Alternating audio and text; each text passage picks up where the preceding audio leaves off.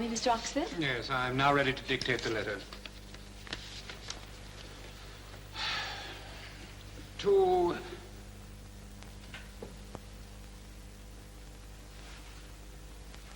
Mr. Priam Farll. Dear Mr. Farll, as you well know, it is one of the regrets of my life that I have never had the privilege of meeting you in person, although the Oxford galleries have had the honor of representing you here in England for some 10 years, full stop. I appreciate your shyness, I sympathize with you deeply in your dread of the celebrity which you have gained as the most distinguished of English painters, and I would not dream of intruding upon your privacy if it were not that extraordinary circumstances would seem to demand your presence here in London at the earliest possible moment, as you will note from the enclosed communication from Buckingham Palace, full stop.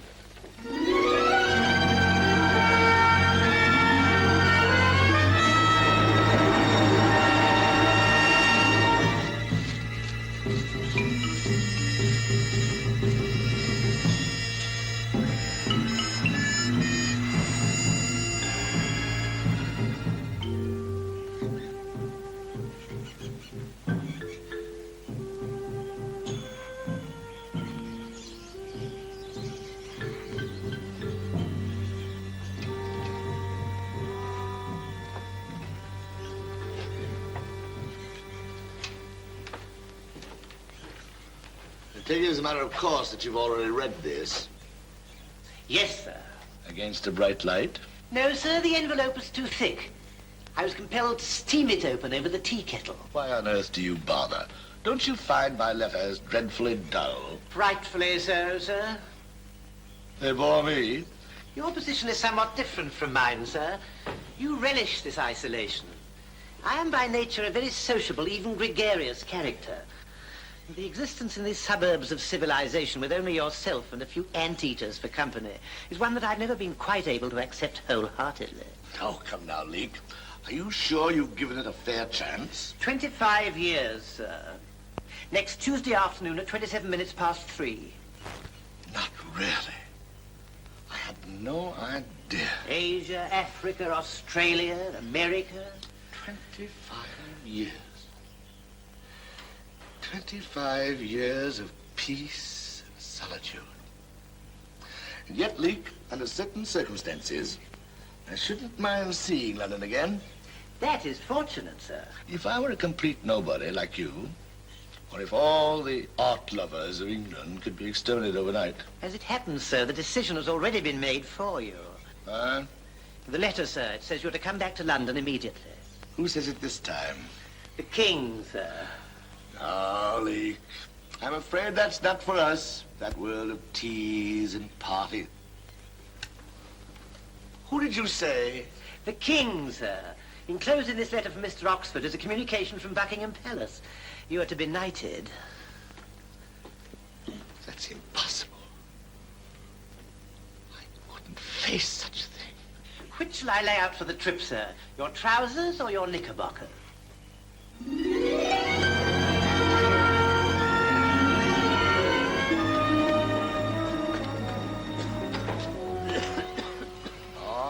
All right. Easy does it. I'm most terribly sorry, sir. No apologies necessary. Can't be helped. 2 and 6, Governor. You mind bringing those bags in, please? All right, Governor. Steady now.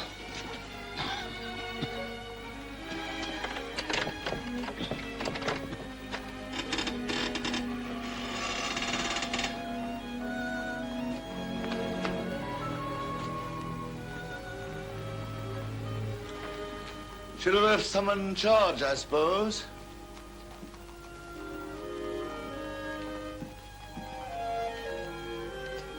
Well, I can't say I've ever been very homesick for it.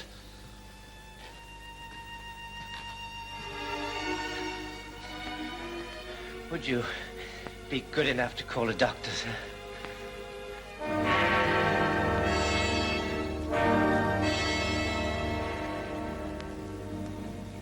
Who is it? Is this Farrell's residence?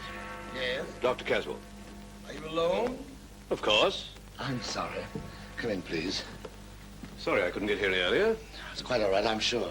How is he? He's quiet now. I've got him in bed. What seems to be the trouble? I don't know. We only returned to England yesterday.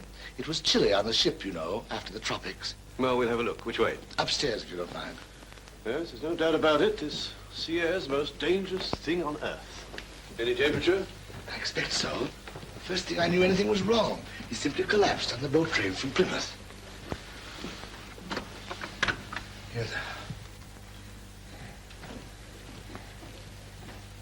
Here's the doctor.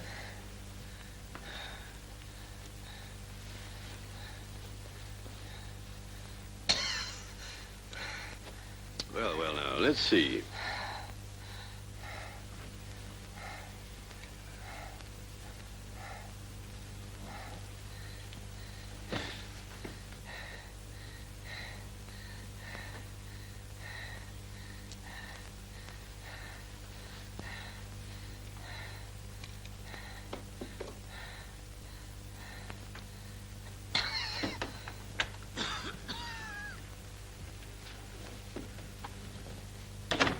Quite badly off. Pneumonia.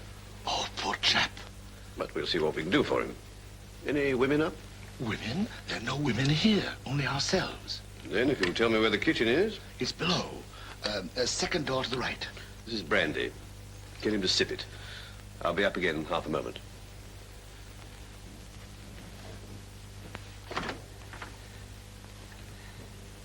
All right, old boy. Everything well in hand now. Hope so, sir, but I doubt it. Oh, nonsense. This chap's a perfect wizard. He'll have you up and about in a day. Here, sip this. Awkward time, sir, isn't it? On the very eve, as you might say, of the court ceremony. I'll probably need about a quart of this. Oh, excuse me. I'm afraid, sir, I have a confession or two to make. Don't be a fool. Never make a confession until you actually feel rigor mortis setting in. You might recover. That's it, sir. This time I'm done for. I know it. Nevertheless, I don't want to hear it. Oh, I haven't the slightest doubt that you're a first-rate scoundrel at heart. If you don't mind my saying so, you're such a shady-looking individual. I dare say this is no time to discuss your morals. Yes. You're going to get well. And I have no intention of facing a future in which you loathe me because once, in a moment of melodrama, you confessed to me that you had kissed the milliner's daughter. Yes. I'm convinced that if you put your mind to it, we can be out of here and off for Patagonia tomorrow night. You do make life sound so attractive, sir.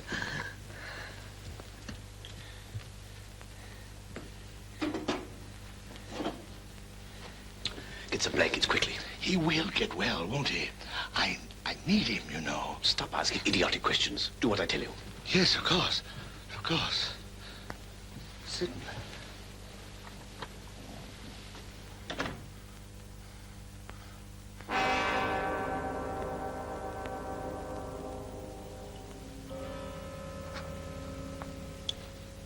Will there be an autopsy?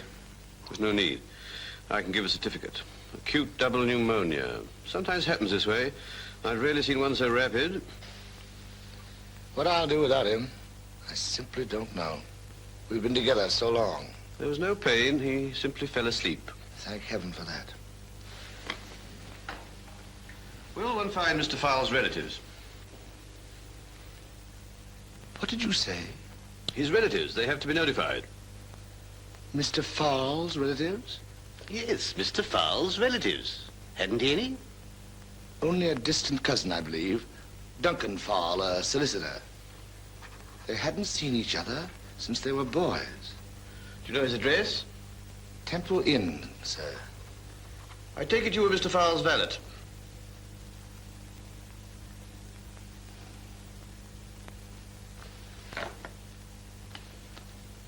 Yes, sir.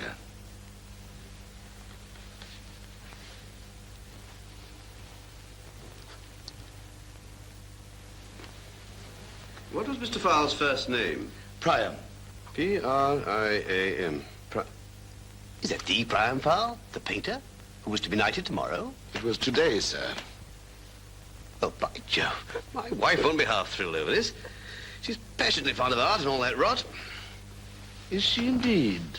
Pity I couldn't have pulled him through. I'd have persuaded him to come to one of her teas. They'd have had a high old time together, gassing over that muck. I can well imagine, sir. Dotty, wasn't he? Dotty. Correct.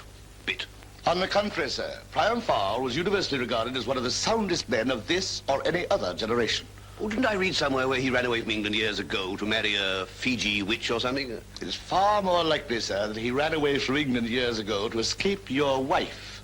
Great Scott. Did he know her? I speak, of course, sir, in hyperbole. Oh. Oh, naturally. Naturally.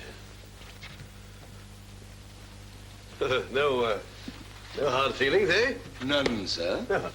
Well, I'll attend to the formalities, certificate, registrar, etc. Thank you. Yeah. Oh, this must be for you. Thank you again. Oh, well, good day, eh? Good day, sir.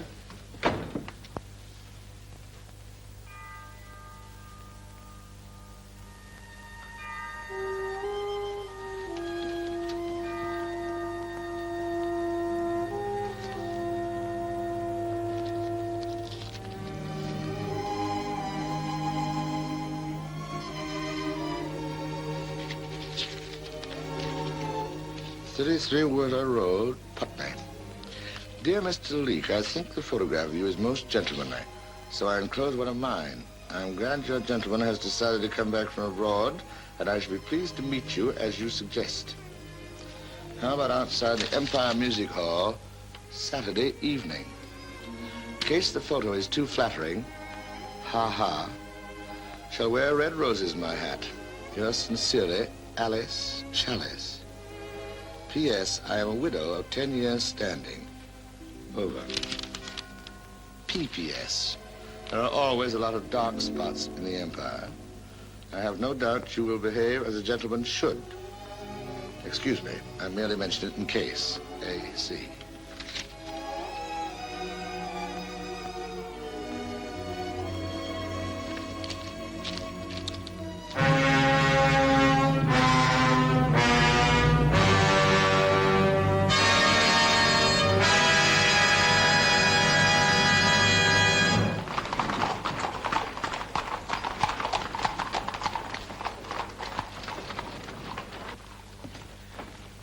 How do you do, Sir Basil? I'm Mr. Farrell's cousin. To the left, please. Thank you. How do you do? The left, please.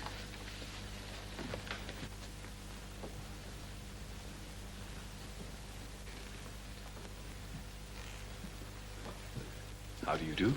To the left, please. Mr. Farrell, Yes.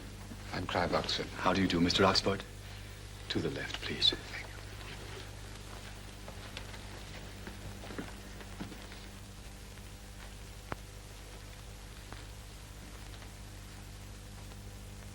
Just as I would have imagined him, with all the nobility of his work in those majestic features.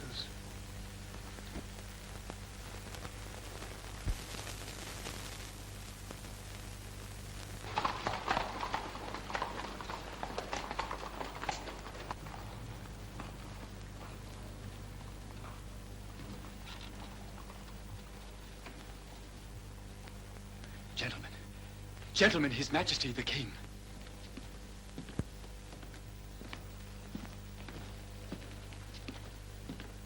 Your Majesty, may I present Mr. Duncan Farll, Mr. Priam Farll's cousin? Your Majesty. Please accept my deepest sympathy, Mr. Farll. Thank you, Your Majesty.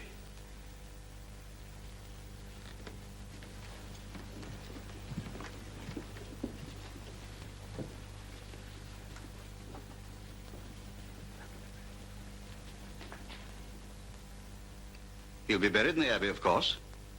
The Abbey? Forgive me, Your Majesty. Don't you think he deserves it? Oh, of course, Your Majesty.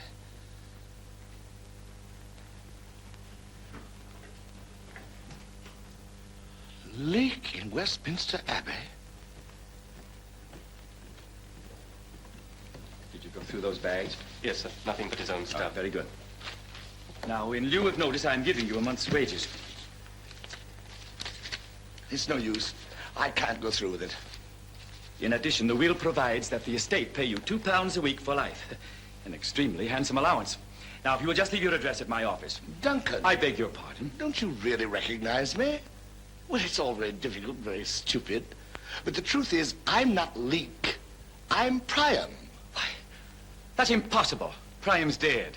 No, it's Leek that's dead. That's Leek in there. Don't you understand? You're burying the wrong man. But he's dead. We've got to bury him. We can't just leave him out, you know. But not in the Abbey. I am the one to be buried in the Abbey, not Leek. Me! Why, now, no need for excitement, old boy. Well, I realize it's not an easy situation to explain. Oh, why, nonsense. It's the most natural thing on earth for a man to want to be buried in Westminster Abbey. But after all, don't you think it would be better if you died first? You see, when Leek died, the doctor thought it was I who was dead. If you'll excuse me for just a second, please. We've got to get a policeman quickly. This man is unhinged. Policeman? Now, that's all right. Just be calm. Now, don't you touch him. Don't you dare. Why, you ruddy fool. Run, Herbert, run. I'll sell my life dearly, I warn you. Police! Police! Police! Police! Police! Police! Police! Police! Help! Police! What's the matter? That man with the white beard. He's absolutely insane. Stop that man, somebody! Wait, Tabby! Quickly, please, drive on. Stop, Tabby! Police! Excuse me, sir, but where did you want to go? Anywhere, it doesn't matter. Would you mind repeating that, sir? I'm a bit hard of hearing. Thank heaven for that. Very good, sir. Thank you, sir.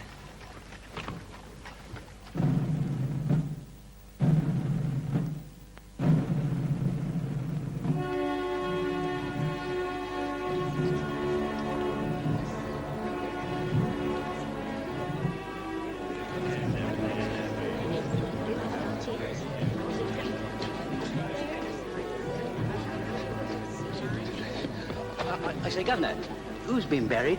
Me. Funny, ain't you?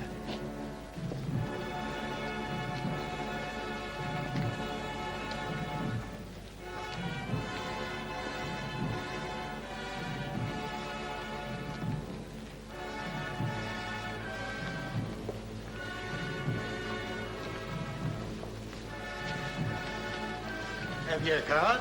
No, but I'm a member of Mr. Farll's household. Sorry, you can't pass without a card. Stand back, please. Step back, please. You don't understand.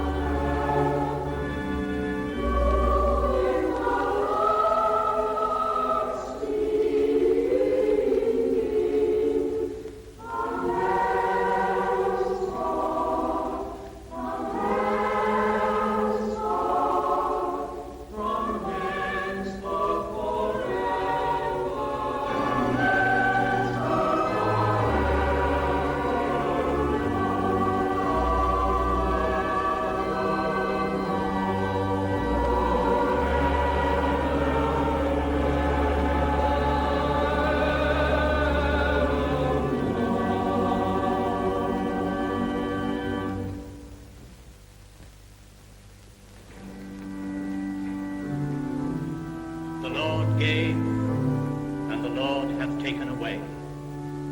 Blessed be the name of the Lord. A man whose gentle spirit, whose understanding heart, whose warm, tender human sympathy lingers like a soft glow in the memory of those who loved him, whose work reflects the beauty and the glory of that great tormented soul, whose parting Get him out of here. and a void of pain. And What are you doing? I don't want to. Stand up to really hard. Get him out of here. But this is all for me, don't you understand?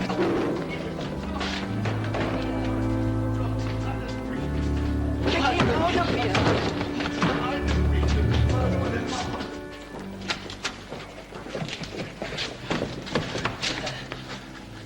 Where's my hat? I want my hat. Oh, no, you don't. Now, what's all this about? Well, I was simply trying to get my hat. His hat, he says. He was up in the organ loft, howling like an hound right in the middle of the service. How he got there, nobody knows. Howling in the Abbey, eh? Now, what about that, my man? Well, I'm very sorry. Well, he's drunk, if you ask me. Well, nobody asked you. All right, then. Let's have a smell of your breath. I am not drunk, but I haven't the slightest intention of permitting you to smell my breath. What's going on here? Howling like an hound in the organ loft, sir. Drunk and disorderly in the Abbey during service. I am not drunk, I tell you. What's your name? My name? You have one, haven't you? No.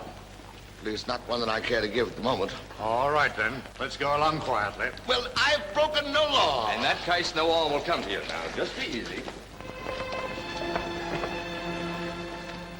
Good morning, Mr. Leek. You'll pardon me, madam. Is the service over? Stand aside, please. This man is... I'm speaking to Mr. Leek, if you don't mind. This man was drunk and disorderly in the Abbey during the service. He How was up to the... silly. Mr. Leek doesn't drink. He was simply overcome, I expect, and no wonder with such a loss.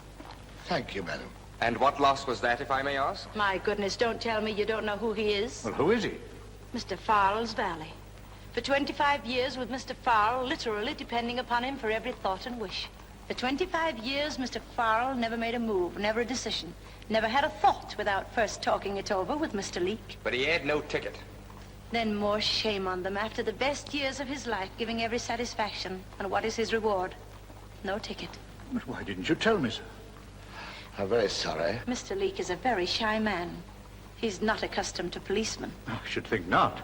Well, I'm very sorry, sir. There was no harm meant. Would you like us to take you back to the organ loft? No, sir, no, thank you. Well, that's quite all right, sir. You go right along with the lady. Thank you, Sergeant. Not at all.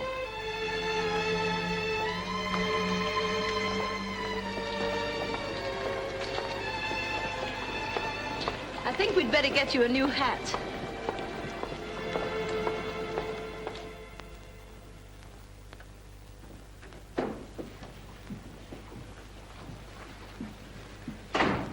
Good day, sir. I'd like a hat. A bowler. Very good, sir. What size? A 7.5. Very good, sir. Oh, dear. Now, May I ask? ooh, 2 moles. That's very lucky, you know. Is it? Didn't you ever notice them? Of course. As a small boy, my view was not impeded by a beard. Here you are, sir. Allow me, sir.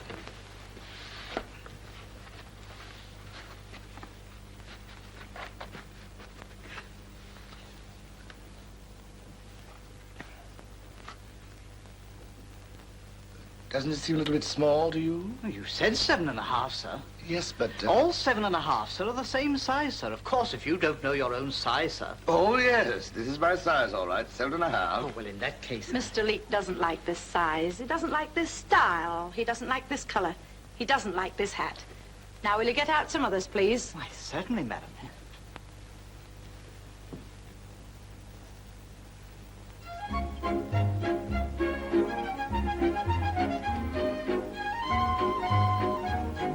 French, isn't it? Yes. What is that? That, madam, is the name of the selection the orchestra is playing. Well, not much nourishment in that. Will you order for me? Anything at all? The hors d'oeuvre. Waiter. He'll be back. I suppose so. I saw those prices. Did you? Are you sure you can afford it? Oh, yes, of course. Did they give you your month? My month? You were entitled to it, you know, no matter what happened. Oh, yes. I was provided for in the will. It doesn't matter. I simply don't want it to be extravagant for my sake. There's no call for it. I'm just as I am, just as you see me now. And no amount of foolish spending would affect me one way or the other. You understand, don't you? Oh, yes, certainly. Would you be good enough now to tell me how you recognized me? Oh, you're very like your photograph. Am I? I knew you at once. By the beard, of course, and also your shyness.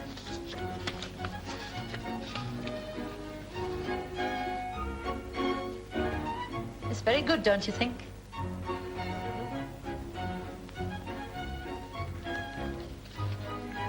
I love it. Waiter. Waiter. Mr. Leek is speaking to you. Yes, ma'am.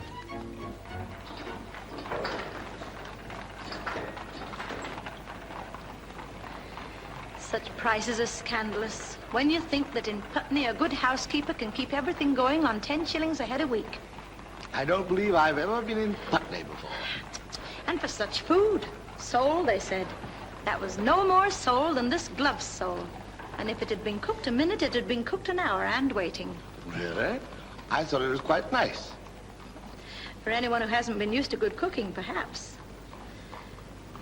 You haven't told me yet, but I fancy you've never been married, have you? No, I haven't. You've always lived like this, just traveling about with no home and nobody to take care of you properly. One gets accustomed to it. Yes, I can understand that. No responsibilities. I can understand that, too. But I do feel sorry for you. All these years.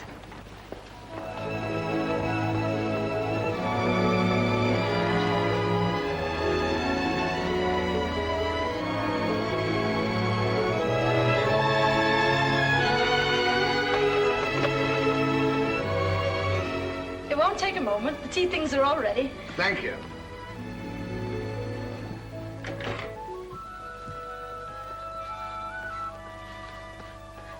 It isn't Buckingham Palace, but it's been quite big enough for myself alone. And I dare say...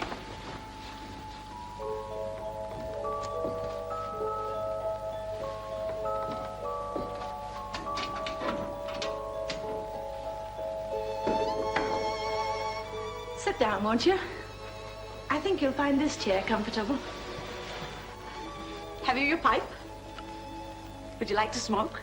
You don't mind? Mind? Dear me, no. How else could a man be happy without his pipe and tobacco?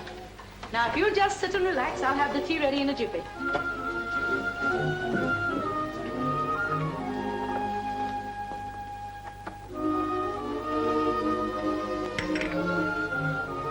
Truth of the matter is, Priam Farll was not a happy man. I suppose not, poor soul. All that he wanted, actually, was to paint and to be left alone. But that didn't seem to be possible in London, which he really loved very deeply. For instance, Priam Farll, God rest his great tormented soul, would never have been allowed to enjoy such a day as this. A painter, my dear Alice, is essentially a simple fellow, a workman, and he should live as such, enjoying the frugal wages, the coarse comforts, and the humble pleasures of the honest craftsman. Priam Farll would have loved this. Well, it all just goes to show. And what does it all just go to show, my dear? Well, they all said if I wrote to a matrimonial bureau, I'd be cheated. I beg your pardon? But I'm like you. If you want to get married, it's no use pretending you don't. There's no shame in wanting to get married. It's sensible and it's normal. And in such a case, a matrimonial bureau is a good and useful thing. You thought so, evidently. And so do I. And I'm sure, if anything comes of this, I'll pay the fee with the greatest of pleasure. What about you?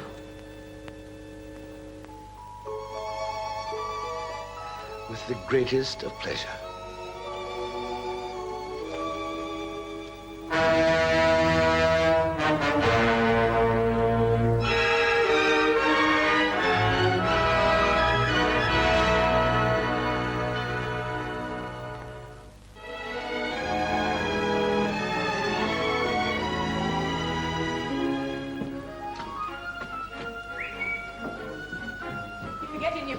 Oh, thank you, my dear. Where do you think you'll stroll today? I don't know. Perhaps down by the river. Will you be passing the fishmongers? That's a good idea. How about a bit of card?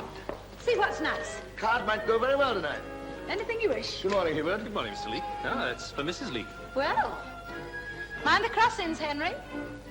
Not half bad, eh? Not half. Good morning, Aylmer. Good morning, Mr. Leek. An ounce of the usual, if you please, and my impedimenta, if it's not too much trouble. The impedimenta, eh? Mr. Leek draws, but he doesn't want the missus to know anything about it, so he always leaves his things here. That's right. Tell him nothing. It's not that exactly. It's simply, well, certain explanations, you know. Tell him nothing. That's my motto. Oh, there's no harm in a bit of drawing, as long as it's held under control. Do you know where the danger comes in, Mr. Leek? Danger in drawing? It comes in this way. A man starts to draw.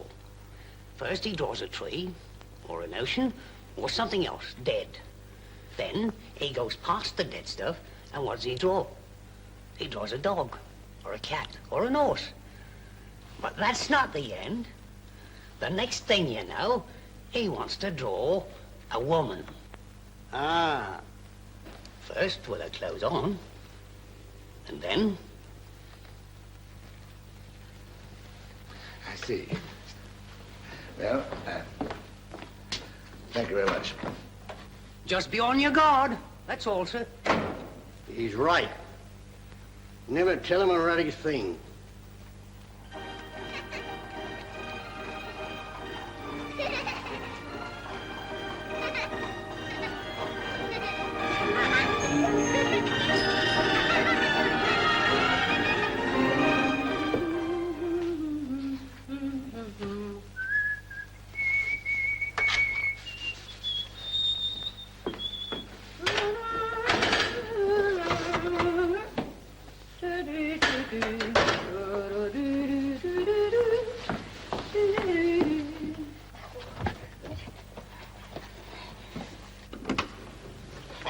Yes? Is this Mr. Henry Leeks? Yes. Hold it, Mother. What on earth? Not going to keep us out, not likely. Right in, Mother. Now. Where is he?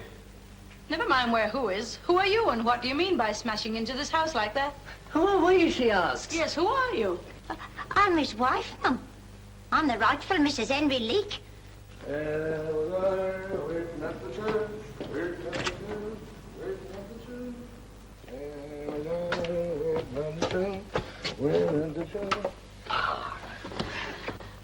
My dear. Did you have a nice stroll? Excellent, excellent. Did you get the fish? Oh, yes, a very nice piece. We have visitors, Henry. Visitors? We? Old friends, they say.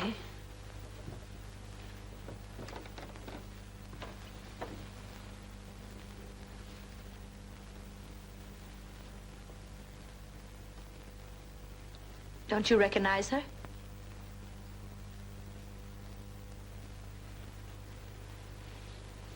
Henry, I'm afraid you have the advantage, madam. 30 years does change a person's appearance. What is this? You two talk it over while I get another cup. No, no, no, you stay here. I'll be right back. Never mind that. You stay here with me. Of course, dear. Sit down, everybody. I'm not so sure I care to sit down with Father. Father? Sit.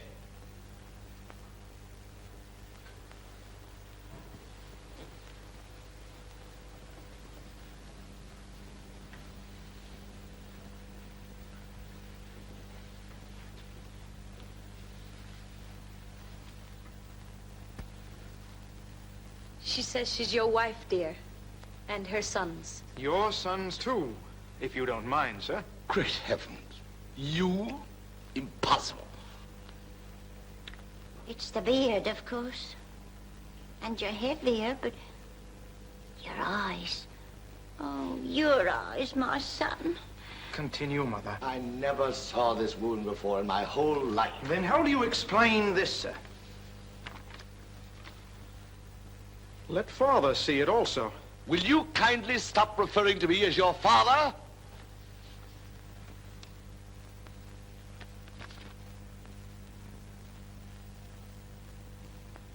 This means nothing whatever to me. I suppose you will not deny that your name is Henry Leek. I deny everything.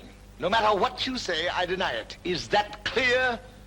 Are you sure you recognize my husband? Well, I can't say I recognize him as he was, no more than he recognizes me after 30 years. He was only 22 or 3 when I saw him last, and clean-shaven at that. But he's the same sort of man. And his eyes, oh, they're the same. Madam, will you kindly examine my nose? Presumably, you should recognize it. Do you? Go on, look closely. Do you? Well, I can't say as I remember it being so bony. Can a man change his nose? A nose might change with the years. All flesh is grass. The discussion does not concern grass. This woman does not recognize my nose. But you were valet with a gentleman named Mr. Priam Farll, the painter, weren't you? Yes. Well, that's what my husband was doing last time I heard of him. To repeat, I not only deny everything that has been said, but also everything that will be said. Now, with your permission.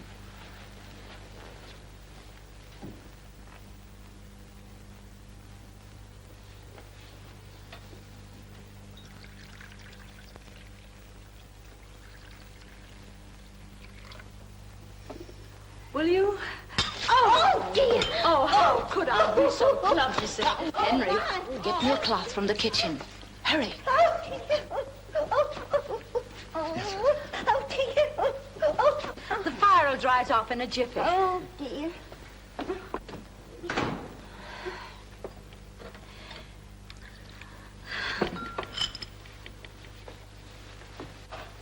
Tea? Yes, How many sugars? 2 sugars. I say, isn't he coming back? Who? Father. I shouldn't think so. I imagine he's gone for a stroll. He usually does after tea. But that's quite strange in the very midst of the discussion. He's rather a peculiar man. He has his good points. As he's not here, I can speak candidly. He also has other points. Yes, how true. Sit down, won't you? When you spoke of his cruelty, I understand. Far be it from me to say a word against him. He's often very kind to me, but there's no denying. You mean that once he twisted my arm terribly. And one morning he snatched a hot iron out of my hand and... Don't, please. I know all that you can tell me. I know because I've been through. He threatened you with a hot iron, too? If threatening were only all. Then he's not changed in all these years. You know, sometimes I don't think he's quite right in the head. I seldom get up in the morning without thinking, well, perhaps today he'll have to be taken off. Taken off? To the asylum. Oh. I'm sorry for you, too. What do you mean? You're his sons. It's the same blood. I should watch myself very closely if I were you. Oh, I see. You want him back, of course, because you have first claim on him. Yes, of course, and... Well, if you can persuade him to go, if you can make him see his duty, you're welcome. Oh, he wouldn't have to go. Mother could come here. Oh, but this isn't his house, it's mine. And the furniture. He's got nothing at all, I'm afraid. The fact is, he should be prosecuted for bigamy. That's what ought to be done. Oh, by all means, you're quite right. It might be quite expensive, detectives and lawyers and all that sort of thing. Oh, but the Crown, the prosecution would pay for all that. Then there's no reason why he shouldn't be in prison at once, whatever the expense. Although you're students, aren't you? Honor students at the seminary. Oh, but I don't suppose that would matter particularly to your standing, a father in prison for bigamy. Would it?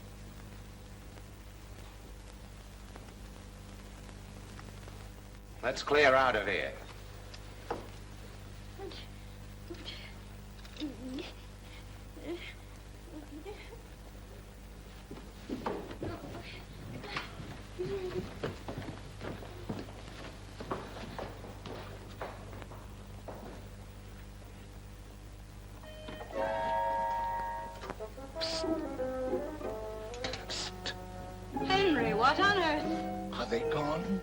hours ago. Oh, why did you go out without your hat and coat? You'll catch your death. Alice, I give you my word of honor. I never laid eyes on that woman before in my life. Of course not. And besides, she's a nagging woman. Anybody could see that, and I don't blame you for a second. But, darling, I tell you, I never saw her before. Don't you believe me? Of course, dear. Only I hope there won't be any more of them. Great Scott. So do I.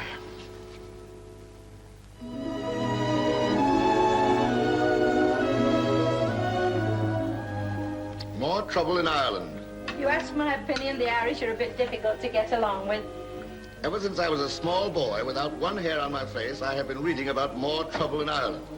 I'm an old man, broken down with sin and a petrified liver. Oh, we should take a look at this, Henry. It came this morning, and it's business, and of course I can't be bothered with that sort of thing in the morning. Did you put sugar in my coffee? Yes, you forgot to stir it. Holy Brewery Company, eh? That's where I have my money. Dear shareholder, owing to a lamentable temperance wave which has been sweeping the country, the Board of Governors of Cahoon's Brewery Company Limited decided at its annual meeting yesterday not to declare its customary dividend on ordinary shares. Respectfully yours, H.Y. Walker, Chairman. What are they up to now? Well, what it means in ordinary words is they're not declaring a dividend this year. Oh, but Henry, that's quite out of the question. I have to have my dividend, and by May, too. That's what it says, anyway. Henry, this is terrible. Now, how on earth could a brewery have financial trouble? Look at the beer that people drink, buckets of it. Well, I myself must have put away several 100,000 gallons of it. That's what Father used to say. Put your faith in an Englishman's thirst. It is gold in the bank, he said. Everything we had was in brewery shares. Well, after all, there's still my £2 a week. Bless your heart, darling. I need more than that. It's the payment on the house, and it's due in May. But I'm simply not going to worry about it now. I've no patience with worrying. When the time comes, I said I'd make pastry after supper, and I will. See if I don't. That's the spirit, old girl. Don't you think it's time to shut the windows and come to bed? But about this payment. Yeah? If we can't meet it, does it mean that we'll have to get out of this house? There are other houses, Henry. Not for me. This is the house I like. This is the house I'm happy in. I don't want to change. Well, it's a month yet. Perhaps something will happen. It usually does. There's a way, you know, that I could earn some money. If you think I'll consider your taking another situation, you're greatly mistaken. Let me tell you right now. Situation? I don't want you in service again. Oh, no. There's another way. But it involves a certain measure of risk. Nothing crooked, Henry. I was thinking of painting. No, no, darling. You're much too old to go climbing up and down ladders. I'd never have a moment's peace. Not houses. Pictures. Come on to bed, love. You're getting tired. Alice. More coffee? Not now, thank you. Last night I told you that I was thinking of painting again. Now, dear. No. Let me talk, please. There's something I've got to tell you. A certain explanation. Will you sit down? The truth of the matter is that my name isn't Henry Leek. Oh, isn't it? But what does it matter? As long as you haven't committed a murder or anything. My real name is Priam Farll. Farll? Wasn't that your gentleman's name? Well, that's what I want to explain. You see, it was my valet who sent you the photograph. His name was Henry Leek. He's dead now. I don't understand. Well, it's really quite simple. It was Leek who fell ill and died. But the doctor made a mistake, and I didn't correct him because, oh, well, there were all sorts of reasons. One, I didn't want to be Priam Farll anymore. In fact, I was downright sick of being Priam Farll. I tell you this so that you'll understand that when I say I can paint and make a little money, I'm not being altogether foolish. Then it's this Henry Leek that's buried in Westminster Abbey instead of you. That's the somewhat quaint fact. And you've never said a word about this to anybody? Not to anybody who'd listen. Do you know what? What? You've been worrying too much. Worrying? Of course I've been worrying. I've been happy in this house. Henry, love, it was sweet of you to tell me all about it, and I understand the whole thing. But you know what I would do if I were you? I am not a loony, if that's what you've got in your mind. If I were you, I would never again mention a word of this to anybody. I'd just forget it. But it's the truth. And above all, you should try to stop worrying. But blast it all, Alice. All right, I'll prove it to you. Henry, love, I'm not questioning it. All I'm saying is that it doesn't matter. No, I'm going to prove it to you. Come on. I'm going to settle this matter right now. I do not intend to go through life being regarded as foolish Phil, the village idiot. But Henry... It happens I have incontrovertible evidence of my true identity.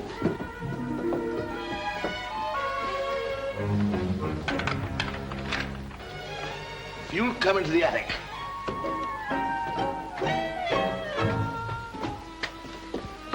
Stand here. There. Did you do that? I did? How does it strike you? It's beautiful. What is it? Study it. Why, that's Putney Bridge, isn't it? It is. On rather a peculiar day, I imagine. But it's very nice, Henry. Very nice indeed. Quite nice. No nearer. Well, if you don't want me to see it close. But you're at just the right distance. You know, it's a pity you didn't put an omnibus on the bridge. There is an omnibus on the bridge. Oh. There. It stopped, I suppose. Yes, dead still. But it's very nice, Henry. I suppose you learned from your... Isn't that the Elk public house down in the corner? It is. I thought I recognized it, and a very good likeness, too. Would it surprise you to know that that canvas is worth, at the very least, £800? Yes. To say nothing of the rumpus in Bond Street, if it became known that Priam Farll was painting in a Putney attic instead of rotting in Westminster Abbey. What a row that'd be. Henry, love, don't you realize that you can get real pictures of lakes and even mountains by real artists for £2 a piece at the frame makers? £2? Dash it, Alice, I've got £1,500 for things not nearly as good as that. Darling, I don't want you worrying like this. We'll get the money some way. Please don't worry. Listen, Alice. But no matter what happens, I'll always take care of you. No matter what.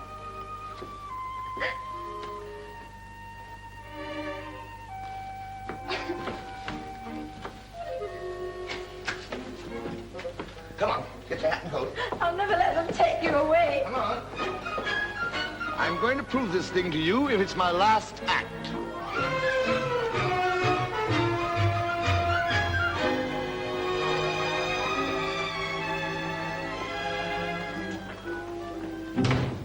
Good day, sir. Good day, ma'am.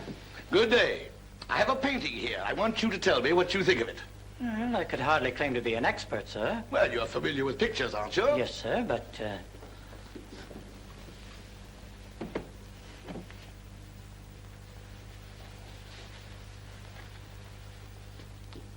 Oh. Hmm. Mm-hmm. Mm-hmm. Mm-hmm. Ah, yes. Might I ask where you got it? No. Well, it's very good. Is it a copy? Is it? Either a copy or a very good imitation. Would you be good enough to put a price on it? £2? What? 5. Oh. 10, sir? You mean that you'll give £10 for it? Yes. That'll be all, thank you. Oh, but Henry... Come along, my love. I don't... Just a minute, sir. 15, sir. £15, Henry. Do you suppose he's crazy? Mad as a mouse. Is it necessary for you to consider everybody who is connected with the arts as crazy?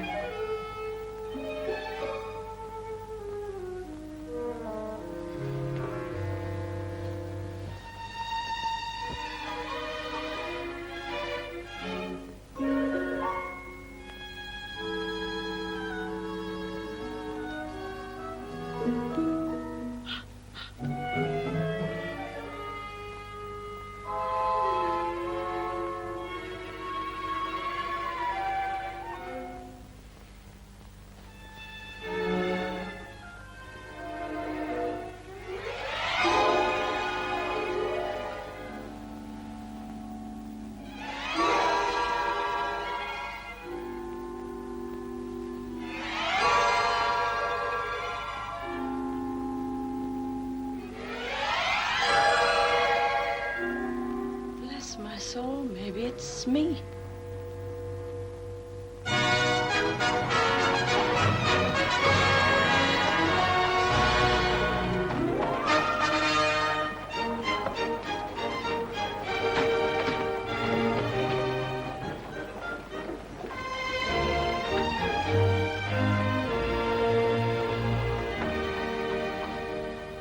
Lady Vale, sir.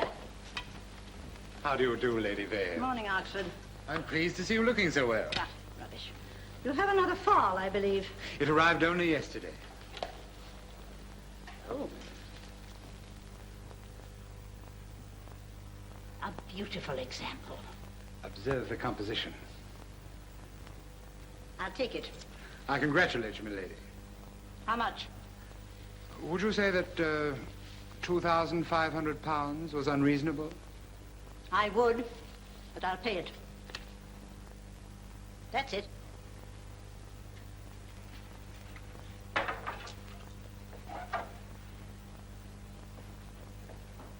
You like it, Benson? Yes, my lady. That's one of the new motor omnibuses, you know.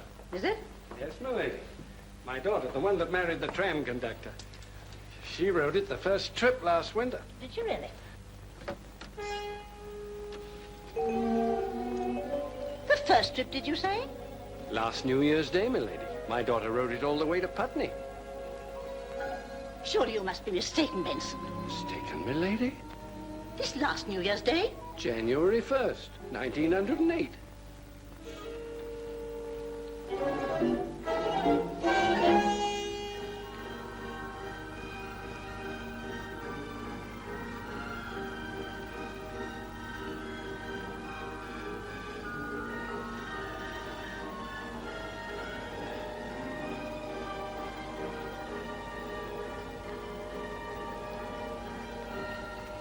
Lady Vale understands, I trust, that I'm prepared to return the money to the last shilling. It is not a question of the money, Mr. Oxford. Lady Vale regards herself as the victim of a swindle so outrageous that a far greater satisfaction is to be demanded. In the course of the past year, she has paid to you £42,000 for 21 paintings represented to her as the work of Priam Farll. Chemical tests of the paint and canvas now have shown these... They are the work of Priam Farll, Mr. Pennington. I insist on that. Mr. Oxford, tell me, when did Priam Farll die? Priam Farll is not dead. Then why did they bury him? He's not dead, and he's not been buried. There's been some incredible mistake. In that case, of course, you will be prepared to produce him in court if, and I say if, mark you, you can dig him up. Good day, sir. Good day.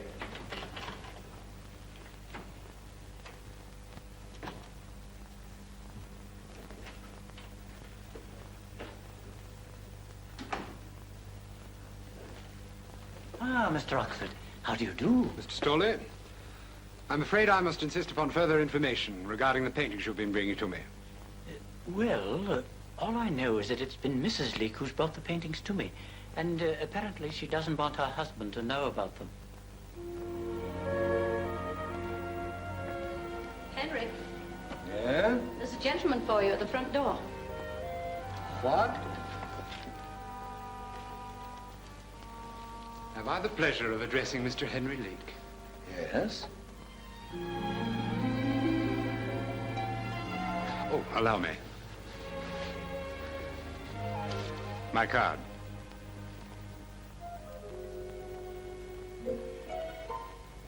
Darling, may I present Mr. Clive Oxford? I'm honored, Mrs. Leek. Likewise. It's a distinguished work, Mr. Leek. Truly distinguished. Thank you. It's the work of a master. Your stature continues to grow with each succeeding work. With each succeeding work.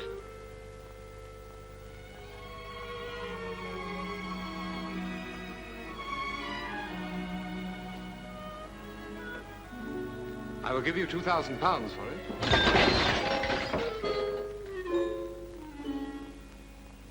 It is not for sale, thank you. 3. It is not for sale. 4. I have told 5. you.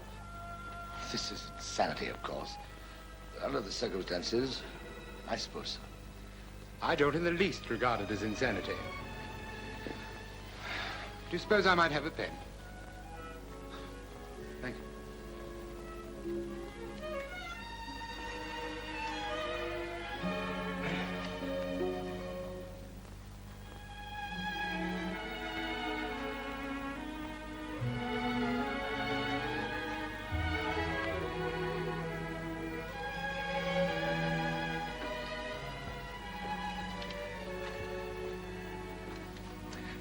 How much more work is there to be done on this?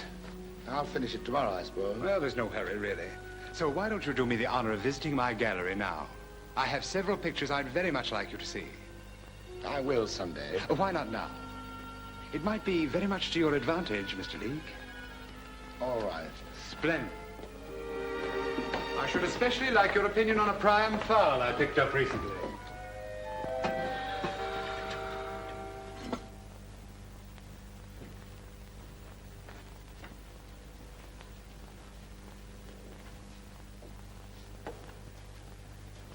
And there, in my humble opinion, is one of the finest Farls in existence. What do you think? It may be. Vermeer, Delacroix, Gainsborough. What other modern could hold his own in such distinguished company? I don't know, I'm sure. I've been offered £5,000 for it. What did you pay for it? £20.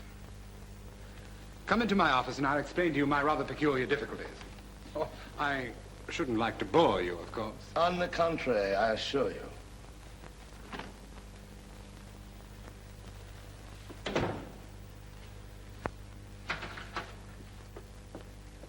Your coat? Oh, sit down, please. Thank you.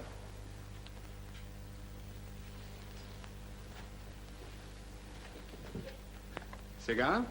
Thank you.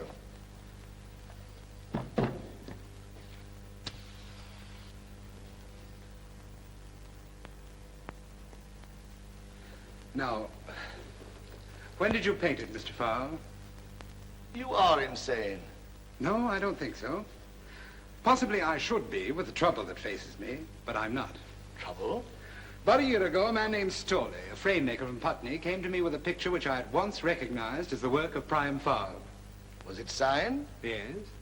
Oh, but not with a name, if that's what you mean. To me, to any connoisseur, Priam Farll could not put a brush to canvas without signing it indelibly with his genius. So, of course, I bought it for £20. And how much did you get for it?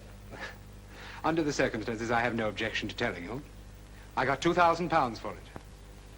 Altogether, I bought some 30-odd Farls from the man, for which I received a total of some £60,000. Art, I see, is a very profitable business for the dealer. In this case, it can also be quite profitable for the artist. What do you mean? Well, now that I've found him, I shall be delighted to pay him his share. A matter of some £30,000, shall we say. In other words, you've been caught. Well, there is an action, yes.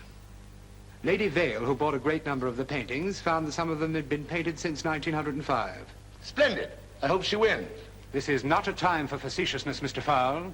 Leek, if you please. Henry Wadsworth Leek. Mr. Leek, Mr. Farll, whichever you choose to call yourself, you may as well understand now that I have no intention whatever of standing idly by while the Oxford galleries are destroyed through some fantastic error in Westminster Abbey. Whoever it was they buried there, it was not Priam Farll. For I have this very day seen Priam Farll painting as only Priam Farll could paint. You dare question the Abbey? I would question the crown before seeing my business destroyed. How long, may I ask, have you been under this odd delusion? So far as the paintings are concerned, I have never been under any delusions. Mr. Oxford, I can hardly find words to express my warm satisfaction in your misfortune. You have swindled your customer. You have swindled the frame maker. You have swindled the artist who painted the pictures. And worst of all, you have swindled the memory of that magnificent genius whose dust lies today in Valhalla. For that last, I can never forgive you. You're not going to deny that you're Priam Farll? To you, no. You're much too clever for me to try that. But if you think for one moment that I'm going to admit it to anyone else, if you think that I'm going to sacrifice my peace and happiness simply to save your wretched hide and bank book, you're mistaken. For in my opinion, sir, you're a thoroughgoing, double-dyed, triple-plated rogue and scoundrel. And I wouldn't lift one little finger to save you from frying in perdition for the remainder of eternity. Good day, sir. Mr. Farll. Leek, sir. Leek. Henry Greenleaf Leek.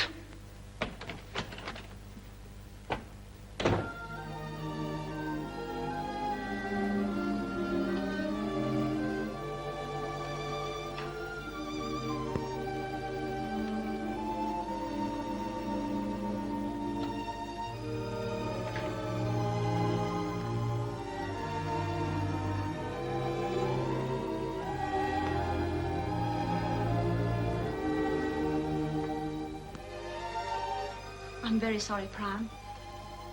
You thought that I was daft, didn't you? I thought you weren't quite well. I shouldn't have done it, I suppose. But there were those pictures, 15 pounds apiece, and you did nothing with them. Just finished them, threw them in cupboards, and never looked at them again. I never thought of it. I didn't want you worrying about money. You're a dear girl. What's going to become of it? Nothing. He's going to be sued, and in all probability, he will go to prison, I hope. But I told him flatly I'd have nothing to do with it. Do you realize he was making 10,000% profit on my work? 10,000%. By George, I had no idea percentages ran that high. I should have known. You've always been so much the gentleman. So useless. I wouldn't throw a pot of tea on him if he were on fire at my feet.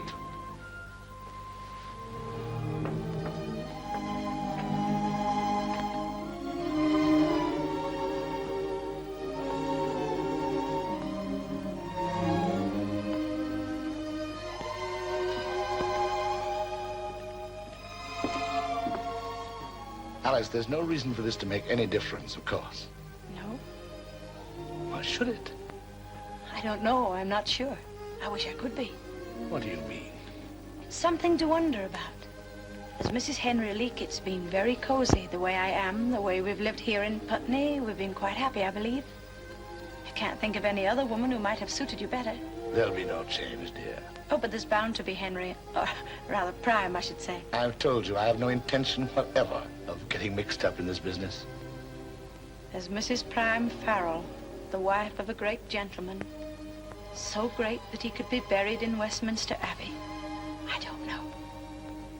I don't know how I'd be. Not much, I expect. Like I couldn't be a duchess or a bareback rider. I can't feel that I'd be much use to you anymore. This is the most ridiculous rot you've ever uttered. I might be uncomfortable or too ignorant, and I couldn't stand that. I'd hate to lose you because it's been so nice together. But it'd do no good if either of us was unhappy about it. But I'm not going to worry about that now. We could go away to Borneo or someplace like that. No, Henry. Putney's my home. I'm afraid I'm a bit too old to think of living in a tree. Very well. We'll stay right here in Putney. You do want that, don't you? More than anything else on earth. This is where I was happy at last. This is where I want to live and die. This is my home now, too. We'll see.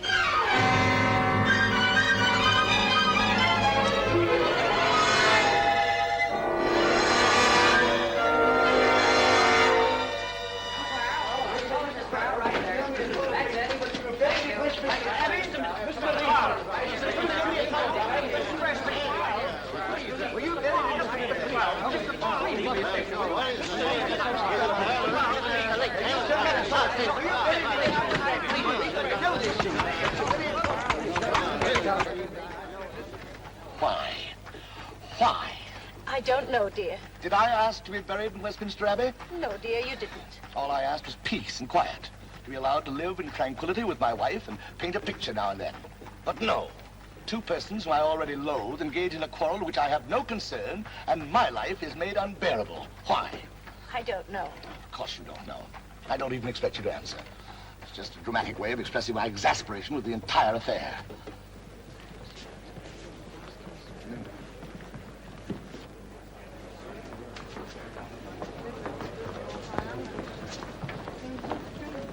You are the fellow, aren't you? Mr. Farll, to you. Good morning, Mr. Farll. Leek, to you. You must be polite, Henry. I hate them all, and I haven't the slightest intention in the world of being polite.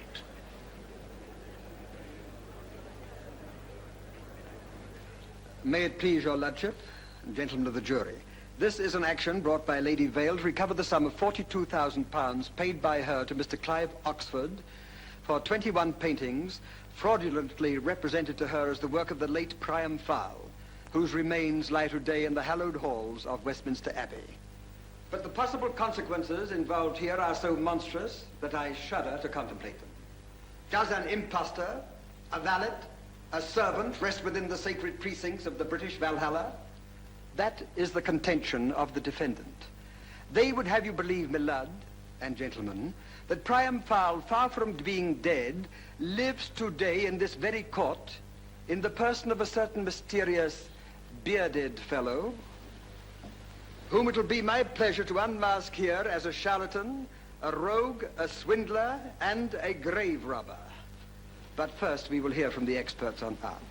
Will the experts for the plaintiff please stand? With your permission, my lad, will the experts for the defendant please stand? Is there anyone in this court who is not an expert? Then I said, I take it that you were Mr. Farll's valet. And what did he answer to that? He said, yes, sir, I was. Is that the man to whom you spoke? Yes, that is the man. Now, how did you first meet your husband, madam?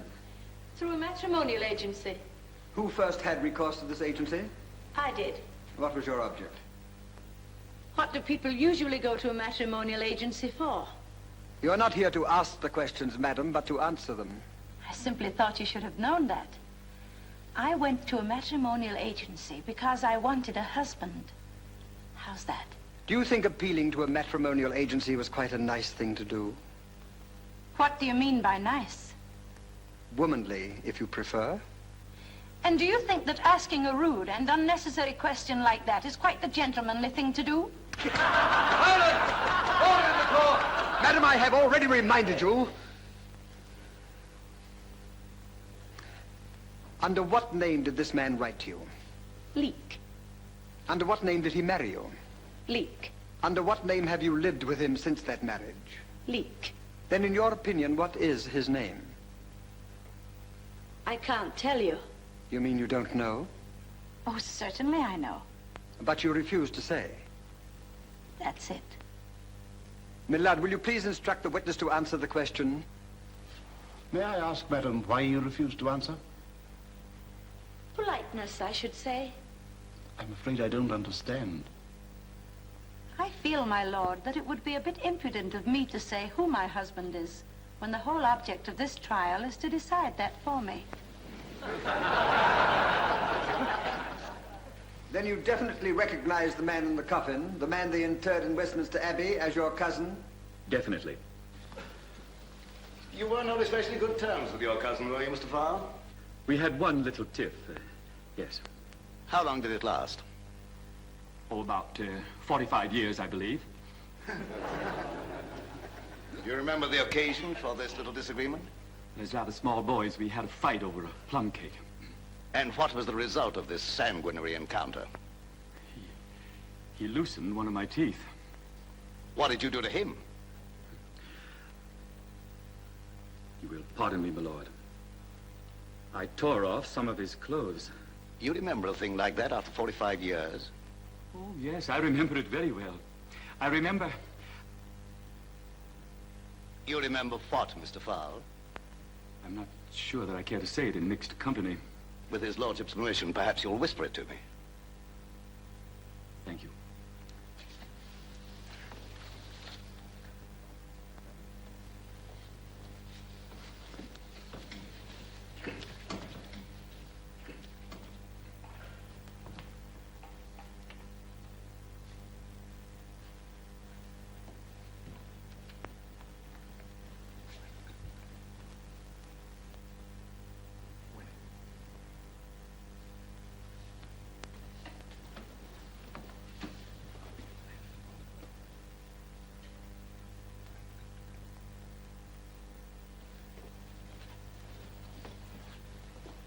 Where were these moles?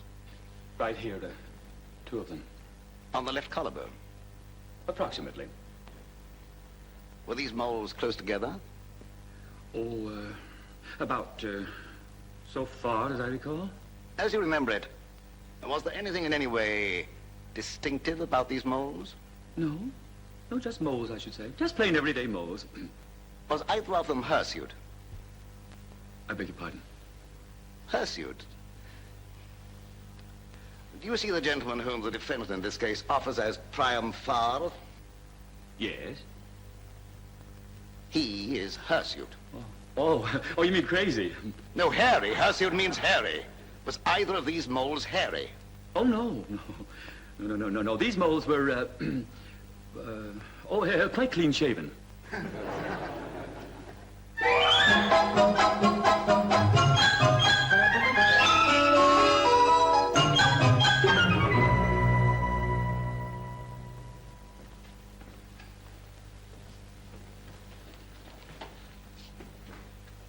What is your name?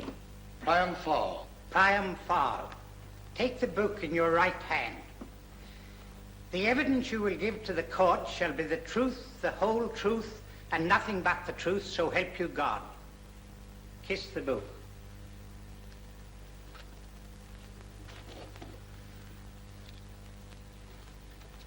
Will you give the court your name? Priam Farll. Are you sure it isn't Henry Leek? Very well. It's Henry Leek. But which is it? Either. Well, what are you known as? Both. Mr. Leek. Farll is the correct name, my lord. Oh, very well, Mr. Farll. Aren't you interested in a just and equitable solution of this action? I can't honestly say that I am, my lord. But you're under oath. I realize that, my lord. And if I so much as hinted that I cared tuppence what happened to either of these miserable money changers, I should be guilty of the most outrageous perjury. Henry. Very well, my dear. You may continue if you wish. Now, Mr. Duncan Farll has testified that as a small boy he fought with his cousin Priam. You would, of course, remember that. I fought with him many times and defeated him on each and every occasion. During one of these battles, he observed that Mr. Priam Farll had 2 small moles on his body. Have you any such moles, Mr. Leek? I have. You have? I have. Where? Here. Go on. Ask him. Then, of course, you will be good enough to show your moles to the court. No, I will not. What? I said, no, I will not. You have 2 such moles, but you refuse to show them? Precisely.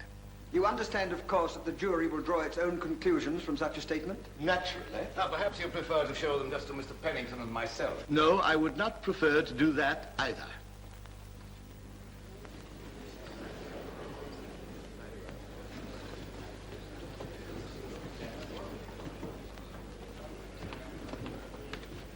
Order in the court.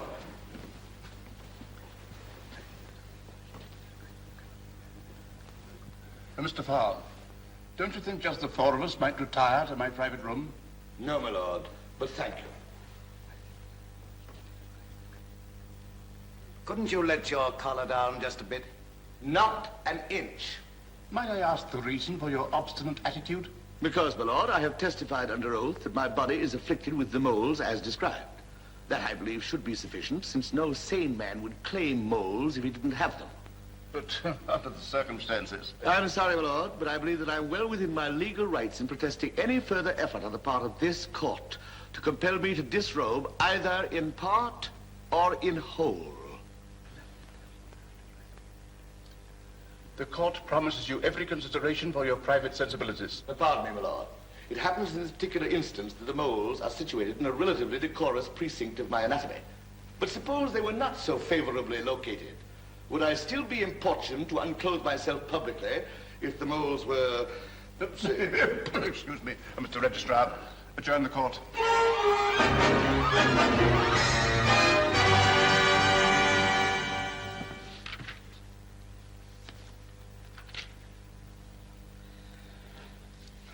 afraid he's right. Under the common law, there's no provision whatever for removing a witness's collar against his will. £42,000 hinges upon two mysterious moles, which of course he has, but he won't show. And the law says we can do nothing about it.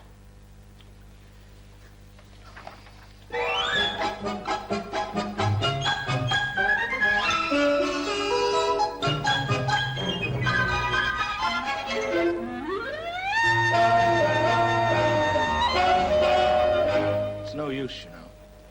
What can they do? They'll call you back to the stand and simply ask you if I've got the moles. And if I tell them?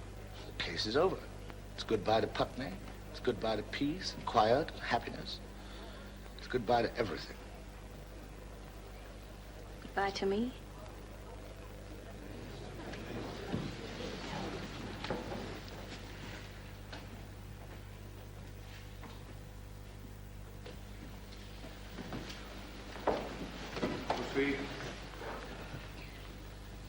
Will Mrs. Henry Leek step into the witness box? The name is Farll, if you don't mind. Not you, madam. The first Mrs. Leek, if you don't mind.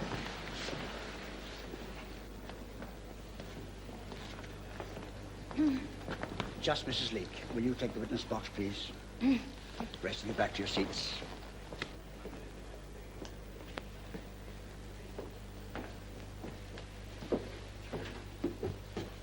What is your name? Mrs. Henry Leek. Mrs. Henry Leek. Take the book in your right hand. The evidence you will give to the court shall be the truth, the whole truth, and nothing but the truth, so help you God. Kiss the book.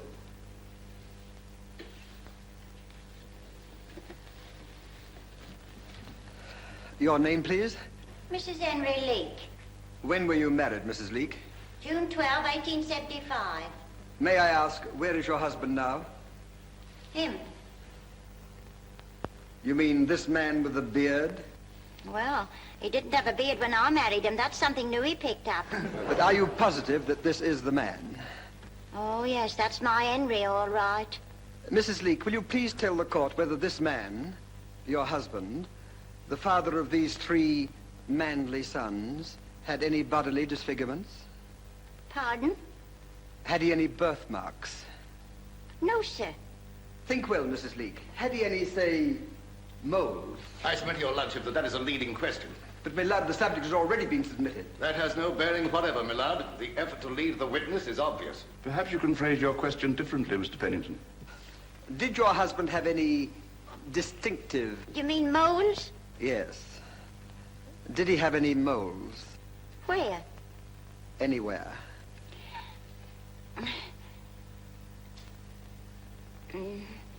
No, sir. None at all, is that right? No, sir, not one. Mr. Henry Leek's skin was as smooth as velvet. Often used to say to him, Henry, I said, your skin is like... Yes, that'll be enough, Mrs. Leek. You have answered the question quite satisfactorily. Is that all? Just one more question. Have you ever been divorced from this man? No, sir. Then legally, he is still your husband. Yes, sir. Just a moment, Mrs. Leek. Alice, if you've anything to say, Mrs. Stahl, will you step into the witness box, please? Don't go, Mrs. Leek. You have some additional testimony to give, Mrs. Farll? Yes. Priam, come here.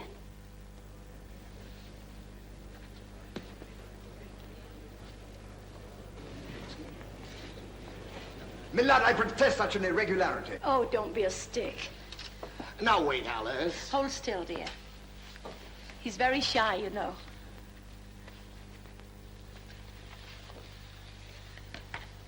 Now, if you'll just hold your beard up a bit, dear. Can you see Mrs. Leek? Smooth as velvet, eh? Are they real?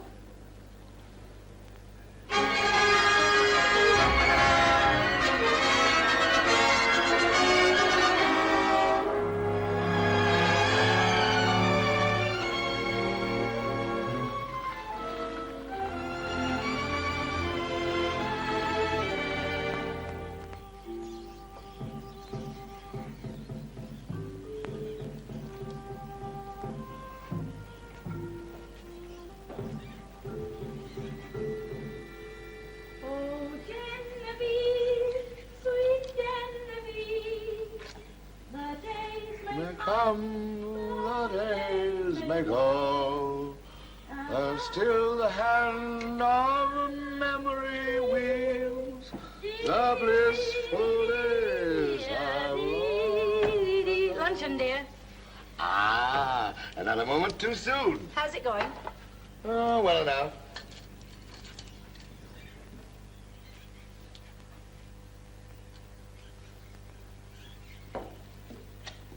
What have we for lunch?